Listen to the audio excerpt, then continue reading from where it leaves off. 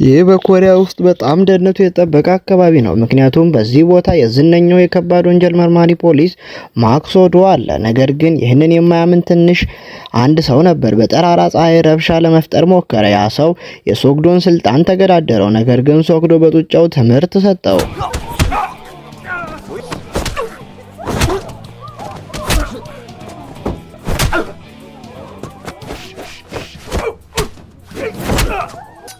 የህዝብ ጩኸት የጥበቃ ፖሊሶችን ወደዚያ መጣ። እነሱም ሶግዶን እንደረባሽ ፈጣሪ ተረዱ። ሶግዶ ወደ ዋና የወንጀል ክፍል ተመልሶ አንድ ልዩ የግድያ መዝገብ እንደደረሰው ታወቀ። አንዲት የ28 ዓመት ሴት ከሆቴል 8ኛ ፎቅ ላይ ወድቃ ሞተች። ብቸኛዋ ፍንጭ ከመሞቷ በፊት ኦሬንጅ ክለብ ሄዳ እንደነበር ነው። የሴቲቱ ምርመራ እንደሚያሳየው ከፎቅ ላይ በመውደቋ ምክንያት ከደረሰባት ስብራት በተጨማሪ በደሟ ውስጥ ከፍተኛ መጠን ያለው አደንዛዥ እጽ ተገኝቷል። ይህ አዲስ አደንዛዥ እጽ ሱፐርማን ይባላል። ሶግዶ ይህ ግድያ መሆኑን ደመደመ። የአደንዛዥ እጹን ምንጭ ለማጣራት ሶግዶና ባልደረቦቹ ወደ ክለቡ ሄዱ። የሚገርመው ነገር በዚህ ቦታ ሁሉም ሰው በጭፈራ ተጠምቋል። ነገር ግን የሁለተኛው ፎቅ መግቢያ ብቻ በጥበቃዎች ይጠበቃል። ሶግዶን ሲያዩ የጥበቃ ሰራተኛ ወዲያውኑ የማባረር ዝንባሌ ያሳዩ።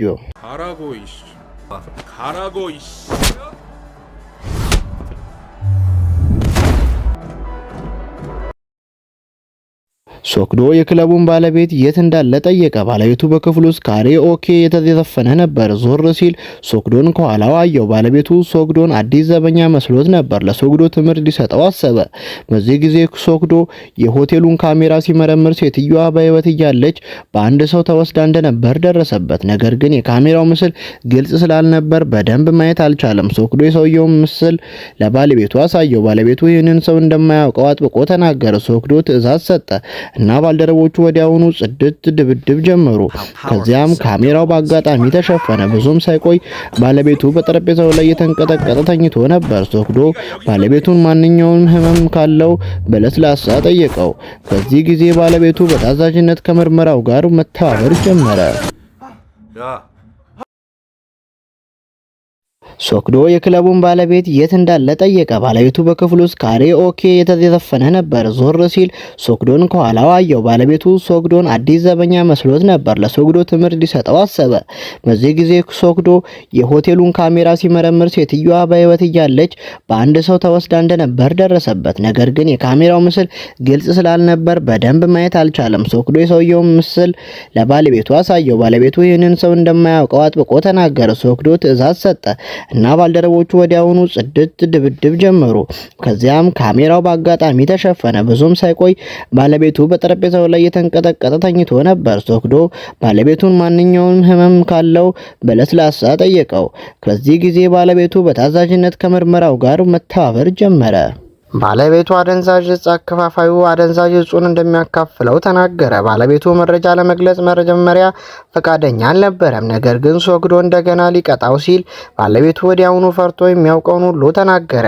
ይህ ሂሮሺ የተባለ አደንዛዥ እጽ ዝውውር መሪ ነበር። የሂሮሺ አድራሻ የሶኡልና የጋንግናም ነው። ሶግዶና ባልደረቦቹ ወደ ጋንግናም ሄደው አንድ መጠጥ ቤት አገኙ። ቀን ስለነበር መጠጥ ቤቱ ገና አልተከፈተም ነበር። ሶግዶ የደጃፉ መቆለፊያ ሰብሮ ወደ ውስጥ ገባ። መጠጥ ቤቱ የሚተዳደረው በአንዲት እህትና ወንድም ነበር። ወንድሙ ሶግዶን ለማጥቃት ሞከረ።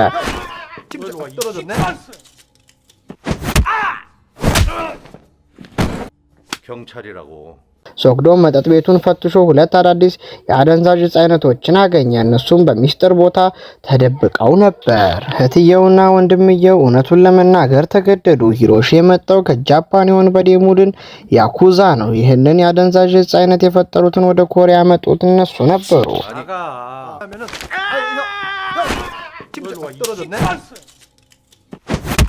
በሌላ በኩል ፖሊስ ያንጎ ሂሮሺ የሚኖርበትን ቦታ ለማግኘት ሰዎችን መርጦ ሄደ። በዚህ ምርመራ ወቅት 20 ኪሎ ግራም የሚመዝን 4 የሱፐርማን አደንዛዥ እጽና የፖሊስ ሽጉጥ አገኙ። ያንጎ ሽጉጡ ከየት እንደመጣ ለመጠየቅ ቢፈልግም በቋንቋ መሰናክል ምክንያት ፖሊሶቹ ሊጠይቁት አልቻሉም። ያንጎ መጀመሪያ ወደ ፖሊስ ጣቢያ ሊወስዳቸው ተገደደ።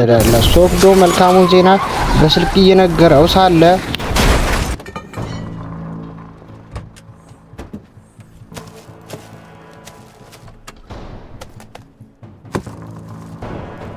ምርመራው እንደጨረሰ ጥቁር የለበሰው ሰው ጁሳንግቹን ወደ መኪና ኪራይ ቦታው ነዳ። ለባለቤቱም ከፍተኛ መጠን ያለው ገንዘብ ሰጠው። ባለቤቱም ገንዘቡን ተቀብሎ በመኪናው ላይ የነበሩትን ምልክቶች በሙሉ አጠፋው። የሱፐርማን አደንዛዥ ዕፅ በመኪናው ውስጥ አድርጎ ምንም አይነት ማስረጃ እንዳይኖር ልብሶቹን በሙሉ አቃጠለ። ጥቁር የለበሰው ሰው መሪነቱን ወስዶ ወደ ጃፓን ወንበዴዎች ግዛት ዘልቆ ገባ። በጃፓን ወንበዴዎች መሪ ጥቁር የለበሰ ሰው የጃፓን ተከታዮች እንደበደበ የሂሮሺ አለቃ ቶም እንደሆነ ጥቁር የለበሰው ሰው ደግሞ ጁሳንግቹል እንደሆነ ታወቀ። ጁሳንግቹል የወንጀል መከላከል ፖሊስ ቡድኑ ካፒቴን ነበር። እነሱ በሚስጥር ብዙ የሱፐርማን አደንዛዥ ዕፅ ይነግዱ ነበር። ጁሳንግቹል ቶም በምርመራ ቡድን ውስጥ የነበረውን ሰላይ እንዲያስወግድ ረድቶታል። እንዲያውም ወደ ባህር ውስጥ ጥሎታል። ለዚህም ነው ቶም ጁሳንግቹል ጋር ለመተባበር የተስማማው። 20 ኪሎ ግራም የሱፐርማን አደንዛዥ ዕፅ ለአንድ ራሰ በራ ሰው አስረክበው 300 ሚሊዮን ዎን ተቀበሉ። ከዚህም ሁለቱ ገንዘቡን ተካፈሉ። የሂሮሺ ግዛት በፖሊስ ከተፈተሸ በኋላ ቶሞ ወዲያውኑ ሂሮሺን መግደል ፈለገ። ነገር ግን የሥራ ባልደረባን ማጥቃት ቀላል ጉዳይ አይደለም። ለዚህ ነው ጂሳንግቹል በቁጣ ወደ ቶሞ መደበቂያ ሄደው። ጁሳንግቹል ይህ ንግድ ከተበላሸ ሁሉም እንደሚመቱ ለቶሞ አስጠነቀቀው። ሁለቱ ሰዎች አደንዛዥ ዕፁን በኮንትሮባንድ ለሚጓዘው ሰው ያስረክባሉ። የጉምሩክ ቁጥጥርን ለማታለል ህገወጥ ቁሶችን ከባህር ምግቦች በታች ይደብቃሉ። በዚህ ጊዜ ፖሊስ ምርመራ ሊያደርግ እንደሚችል ጁሳንግቹል ለቶሞ አሳሰበው። ስለዚህ ጁሳንግቹል ቶሞ ሁሉንም ነገር በምስጢር እንዲይዝ ጠየቀው። በሌላ በኩል ሶክዶ በመኪና አደጋ የቆሰለውን የሥራ ባልደረባውን ለመጠየቅ ወደ ሆስፒታል ሄደ። ሶክዶ በአጋጣሚ ሪፖርት ለማድረግ ከመጣ የሌላ ምርመራ ቡድን ፖሊስ ጋር ተገናኘ። ሽጉጡ የቡድን መሪዎቸው እንደሆነ ታወቀ። ቡድኑ መሪው ወንበዴዎቹን ሲከታተል ከቆየ በኋላ በድንገት ግንኙነቱ ተቋረጠ። ስለዚህ ሶክዶ ወደ ጁሳንግቹል ሄደ። ጥቂት ሰላምታ ከተለዋወጡ በኋላ ጁሳንግቹል ለወንበዴዎቹ ከፍተኛ ጥላቻ እንዳለው አሳየ። በተጨማሪም ያለበትን ቦታ እየመረመረ እንደሆነ ገለጸ። ነገር ግን ገዳዩ ገና ውጤት ስላላገኘ ጁሳንግቹል ለመታየት አመቺ እንዳልሆነ ተናገረ። ሶክዶ ምንም መጠየቅ እንደማይችል አውቆ ለመሄድ ተዘጋጀ። ሶክዶ ከመሄዱ በፊት ሆን ብሎ አስተዋለ። በወንጀል መከላከል ቡድን ውስጥ ያለው ሰው ግን በጣም እየተጨነቀ ይመስል ነበር። ሶክዶን ለማባረር ሰበብ ይፈልግ ነበር። ሶክዶ በዚያ ያለው ሁኔታ በጣም እንግዳ እንደሆነም ተሰማው። በዚህ ጊዜ ሶክዶ ከስራ ባልደረባው ስልክ ተደወለለት። የወንበዴዎቹ ጓደኛ የሆነ ሰው አድራሻ እንዳገኙ ተነገረው። ሶክዶ በፍጥነት ሲሄድ ያ ሰው የሴት ጓደኛውን ይዞ ለመሄድ ሲዘጋጅ አየው። ይህ ሰው በመንገድ ላይ ተቆመ። ሶክዶ ደጋግሞ ክላክስ እያደረገ ሶክዶ ምንም ምላሽ እንዳልሰጠ ሲያይ ያ ሰው በሴት ጓደኛው ፊት መሸማቀቅ አልፈለገም። ስለዚህ ከመኪናው ለመውረድ ወሰነ። በጡጫና በእርግጫ አየር ላይ ሲወዛወዝ ከቆየ በኋላ ሶክዶ በጡጫ መሬት ላይ ዘረረ። ፖሊስ ጣቢያ ከደረሰ በኋላ ስሙ ችሮንግ ኢ እንደሆነ ተናገረ። ቶሞ የሚባል የጃፓን ወንበዴ እንዳለም ገለጸ። እነሱ ብዙ ጊዜ ወደ እሱ መጠጥ ቤት ይመጡ ነበር። የሱፐርማን አደንዛዥ ዕፅ ብቻ ሳይሆን ሰዎችንም ይሸጡ ነበር። ነገር ግን ከቶሞ በላይ ትልቅ አለቃ ነበር። እሱም እንዳዛዥ ዕፅን በማምረትና በማጓጓዝ ኃላፊ ነበር። የጃፓኑ አለቃ በጣም አደገኛ እንደሆነና በቀላሉ የማይደፈር እንደሆነ ይታወቃል። ሂሮሺ ከተገደለ በኋላ አለቃው የጠፋውን አደንዛዥ ዕፅ እንዲፈልግ ሪክ የተባለ ገዳይ ላከ። ሶክዶ ቶምን ፍለጋ ሰዎችን ወደ መጠጥ ቤት ቢልክም ቶሞን ሊያገኙት አልቻሉም። ይልቁንም የኮንትሮባንድ ዝውውሩን የሚመራውን ሰው ያዙት። ይህ ሰው አንድ ሌሎች ወንበዴዎች ፈሪ አልነበረም።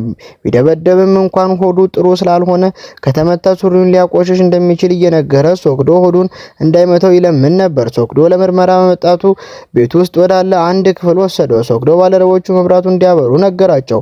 ባልተጠበቀ ሁኔታ ግን አልጋው መሽከርከር ጀመረ። ይህም ሁኔታውን ግራ የሚያጋባ አደረገው። መጨረሻም ምርመራውን ለማካሄድ መብራቱን ለማጥፋት ተገደዱ።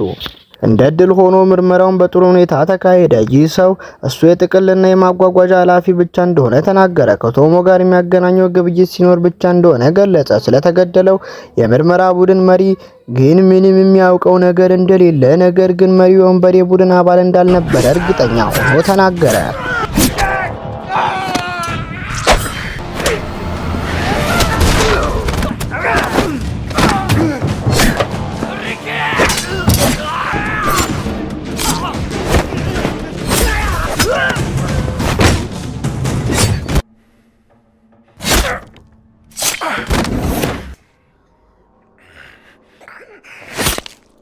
በዚህ ጊዜ ጁሳንግ ቹል ከራሰ በራው ሰው ጋር ግብይት ለማድረግ እየተዘጋጀ ነበር። ነገር ግን ቶሞ ለ20 ደቂቃ ያህል በመግዛቱ ሌላኛው ወገን ትዕግስት ማጣት ጀመረ።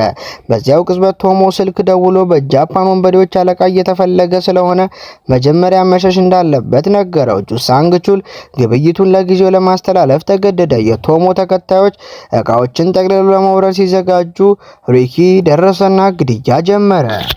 ሪኪ ከቶም ተከታዮች የቶምን መደበቂያ ቦታ አገኘ።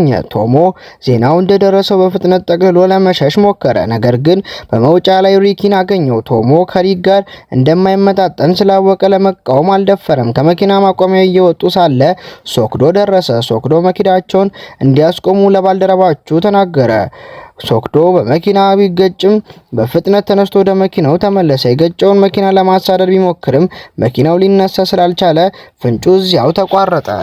በህንጻው ውስጥ ፖሊሶች የሌሎችን ወንበዴዎች አስክሬን አገኙ። በሚቀጥለው ቀን ቶሞ በወንዝ ውስጥ ሞቶ ተገኘ። ጁሳንግ ቹል በቦታው ቀድሞ ደረሰ። አሁን ጁሳንግ ቹል የሚያስበው 20 ኪሎ ግራም አደንዛዥ ዕፅ እንዴት መልሶ እንደሚያገኝና የ300 ሚሊዮን ዋን ግብይቱን እንዴት እንደሚፈጽም ብቻ ነበር። ሶክዶ የገዳዩን ዝርዝር መረጃዎች በሙሉ በሆቴሉ መጸዳጃ ቤት ውስጥ ባለው ግድግዳ ላይ ተለጥፏል። ቀስ በቀስ ሁሉም ነገር ግልጽ መሆን ጀመረ።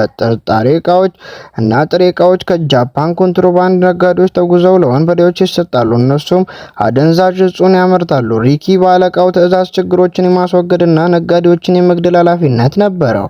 ነገር ግን ዕቃውን የማጓጓዝ ኃላፊነቱ የማን እንደሆነ ምንም አያውቅም ነበር። በዚያ ምሽት የሶክዶ ባልደረባ የጁሳንግ ቹልን ቢሮ ግድግዳ ሰብሮ እንዳዛዥ ዕፁን ለመግዛት ሲሞክር ሪክ አገኘው። ሪክ ፖሊስ እንደሆነ ሲያውቅ በህይወት ሊተወው አልፈለገም።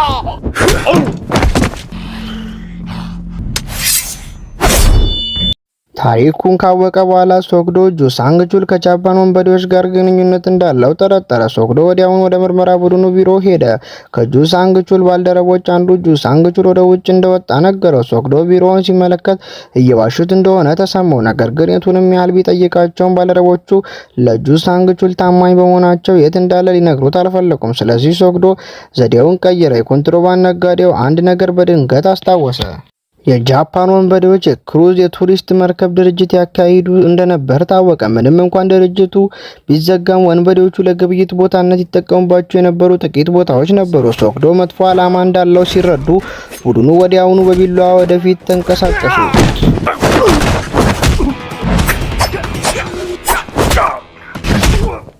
የስራ ባልደረባው እስኪመጣ ድረስ ሁኔታው ተፈታ። ወንበዴዎቹ አደንዛዥ ዕፁን ለማግኘት ቢመጡም እነሱ ምንም ሊያገኙ አልቻሉም። ሶክዶ በምርመራ ምንም መረጃ ማግኘት እንደማይችል ሲያውቅ ተስፋ ሊቆርጥ ሲል በድንገት አንድ የቁልፍ ካርድ አየ። በካርዱ ላይ ባለው ምልክት መሰረት በወደቡ ላይ ያለችውን መርከብ አገኟት። በመርከቡ ክፍል ውስጥ በሚስጥር ክፍል ውስጥ መደበቂያ ቦታ እንዳለ ደረሱበት። እዚያም ትልቅ የብረት ካቢኔ ነበር። ሶክዶ ጥንካሬውን ተጠቅሞ ካቢኔውን ከፈተው። የካቢኔውን በር ተጎትቶ ቢከፈትም ውስጡ የነበረው የገመድ ክምር ብቻ ነበር። የሱፐርማን አደንዛዥ ዕፅ አልተገኘም። ሶክዶ አሁንም ተስፋ ሳይቆርጥ ለመፈለግ ወደ መርከቡ ወለል ዴክ ወጣ። አንድ አጠራጣሪ ገመድ አየ። ለመፈተሽ ገመዱን ወደ ላይ ጎተተው። ሲጎተተው የፈለጉት 20 ኪሎ ግራም የሱፐርማን አደንዛዥ ዕፅ ሆኖ ተገኘ። ሶክዶ እንደገና ወደ ችሮንግ ኢ ሄዶ እቃው በሶክዶ እጅ እንዳለ ለጁሳንግ ቹል እንዲነግረው አዘዘ። ጁሳንግ ቹል ከችሮንግ ኢ ጋር የግብይት ቦታ ቀጠረ። ነገር ግን ጁሳንግ ቹል አሁንም መጀመሪያ ወደ ግብይቱ ቦታ ለመድረስ ከሪኪ ጋር እንደሚተባበር አስመሰለ። ሪኪ በመካከላቸው ቦታ ስር ተደበቀ። ችሮንግ ኢ ወደ ህንጻው እንደገባ በሪኪ ሰዎች ተያዘ። ሶክዶ እሱን ለማዳን ሄደ። ሪኪ ችሮንግ ያመጣውን ቦርሳ ሲከፍተው ሙሉ በሙሉ ጨው ሆኖ አገኘው። በዚህ ጊዜ ሪኪ እንደተታለለ አወቀ። ነገር ግን ሶክዶ በሌለበት ጊዜ ጁሳንግ ቹል ሰዎችን መርቶ የአደንዛዥ ዕፅ ቦርሳው ዘረፈ። የሶክዶ የስራ ባልደረቦች ሲደርሱ የጁሳንግ ቹል ተከታዮች ጁሳንግ ቹል እንዲያመልጥ ረድተውት ነበር። በዚህ ጊዜ ሶክዶ ራሱን አገግሞ ነበር።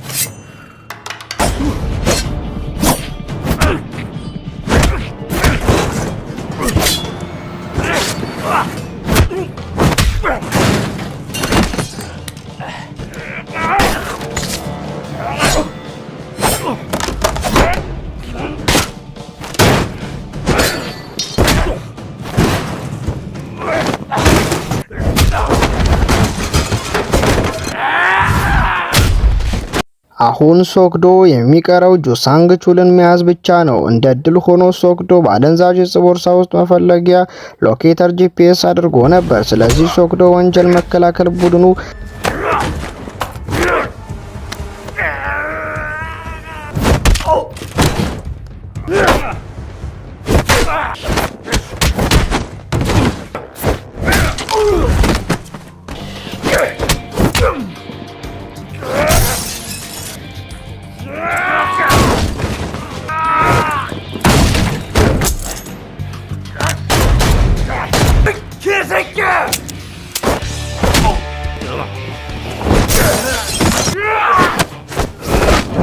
ሮጣ። እዚያም የመጨረሻውን ፍልሚያ አደረገ። በመጨረሻም የጃፓን ወንበዴዎች ተነበሰሱ። ነገር ግን ስለ ምስጢራዊ ትልቅ አለቃ ቢግ ቦስ ምንም ፍንጭ ሊያገኙ አልቻለም። ፊልሙ እዚህ ጋር አበቃ። ደህና ሁኑ። በሚቀጥለው ስራችን እስክንገናኝ ሰላም ቆዩ።